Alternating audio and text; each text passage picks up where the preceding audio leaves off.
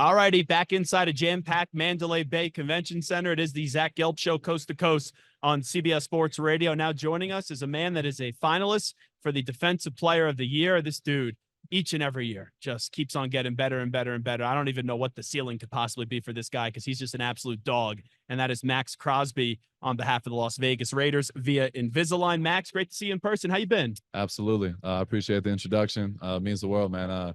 I'm doing great. Everything's great. I appreciate a lot about your story. Something, though, that really stands out is just the love that you have for the Raiders organization. Like, we know there's been a lot through the years, and a lot of people could have taken the easy way out and said, I'm out, I'm gone, I'm not going to be a part of this. Why do you just have so much love for the Raiders organization? Honestly, it just, they were the only team to take a chance on me. And at the end of the day, I feel like I was born to be a Raider.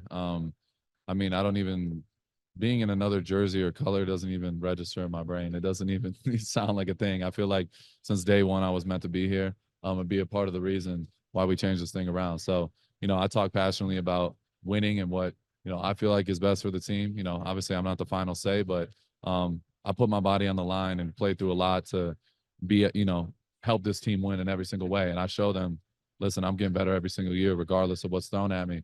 And that's what I want everyone thinking like. So, I've shared my opinions. People have had their, certain concerns and, thoughts on it. But at the end of the day, all my messaging is I want everyone to be thinking on the same level. I want, how are we getting better? Like, you mentioned, like, every single year I'm finding new ways to improve in every single way, in every single category, and finding that 1%. And I want the front office. I don't care if it's the front office to the janitor or the equipment guys. I want everyone to be thinking like that. That's how you win. That's the only, the only way you give yourself a chance to win a Super Bowl. Everybody's got to be in the boat. So AP, he's the Raiders to the core. There's only one coach for the Raiders.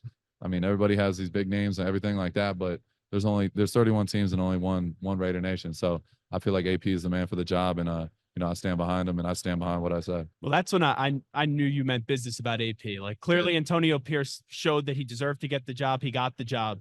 But with how much love you have for the organization, to basically say, hey, I may have to think about requesting a trade if you don't hire this guy, speaks how much he's impacted you and how much you've thought of him. No doubt. And it's not just about me. I'm speaking for the guys. I'm speaking for everyone in that building. Everyone wanted him to come back.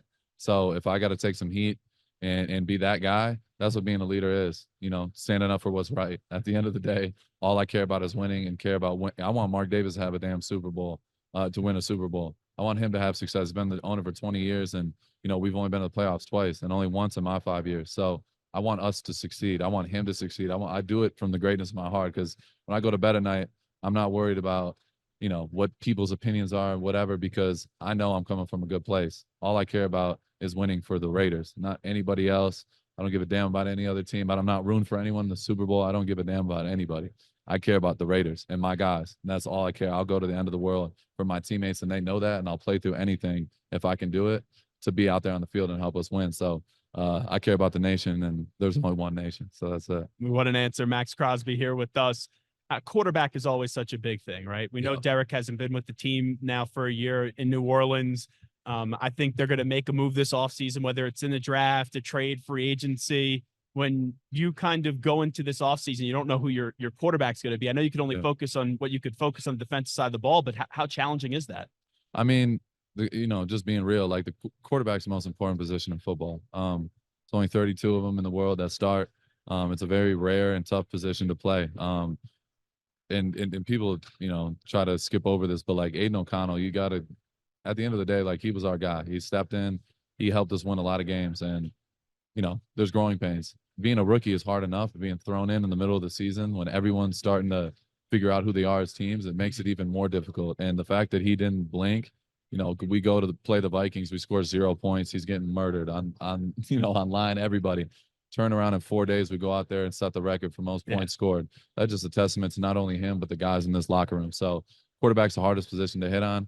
Everyone thinks they know who's the next this guy or the next Joe Montana or the Tom Brady, but nobody really knows until they get out on the field. Everything matters, from your coach to the system and all that. So I feel like at the end of the day, we're going to, they're going to have to fight that out. We're going to probably bring in 2 quarterbacks. Aiden, is going to have a chance to fight for that spot. And, he's started more games than anybody who's come in. And if we bring in a vet, then, at the end of the day, I mean, I don't know what other vets are out there right now, Kirk but Cousins. yeah, You know, like a Kirk, Russell Wilson's going to be available. yeah, That's clear. potentially. But like, I mean, at the end of the day, like Aiden has started for the Raiders. You know what I mean? So I know Aiden's not scared of competition. He understands the situation. I got the Can he be ultimate a respect for franchise him. quarterback in your opinion? I mean, yeah, I mean, it's nobody thought I would be where I'm at after my rookie year. You know, realistically, nobody expected me to be here. I believe in Aiden 100%. I believe in, you know, what this team, you know, moving forward with AP and what we have now in Telesco, like we're going to make the right decisions and best decisions for the team going forward. Do you feel like you still get disrespected a little bit? Like everyone knows you're a great player, but when they talk about the great pass rushers, I feel like everyone throws Myles Garrett up there, you know, TJ Watt up there, Micah Parsons up there. And then eventually people say Maxx Crosby, but I feel like you should be a little bit higher up that list. Yeah, I mean, I understand why it's like that. But yes, I take, you know, I hear, see everything, and I let it motivate me. You know, for me, I don't do it for the ones that doubt me. I've been doubted my whole life. I do it for the ones that believe in me, my tight knit circle of people that know what I do on a daily basis. So that's how I operate. And, you know, I tell this to my brother all the time. We had this conversation recently, but, you know, it took everybody in the NBA to recognize Nikola Jokic as the best player after 8 seasons. He was doing it, putting up the stats, doing it every single year. Nobody could guard him. He was most complete at what he did. Nobody was doing what he was doing, but they didn't really give him his respect till year 8 when he wins the MVP, wins the NBA Finals. And they're like, oh, he's the best player in the world. But they're like, look what he's been doing the last 8 years. I mean, it's undeniable. So for me, I know what I'm doing. I trust my work and I trust the process, and I'm willing to run the marathon longer than anybody. That's why I play more snaps. That's why I put my body on the line, because I know in the end, if you put in the work, the results will follow. So I live by that every single day. And it's not just the, you know, playing on Sundays. It's the routine. It's 365 for me. We played the Broncos week 18. I was up early, rehabbing, meal prepping still every single day. It doesn't stop for me. So, you know, people are going to have their opinions, but in the end, I feel like we're going to look back and I'll be notified, you know, noticed as one of the greatest to do it. You know, I get what we do is we have conversations, we give opinions, we have fun.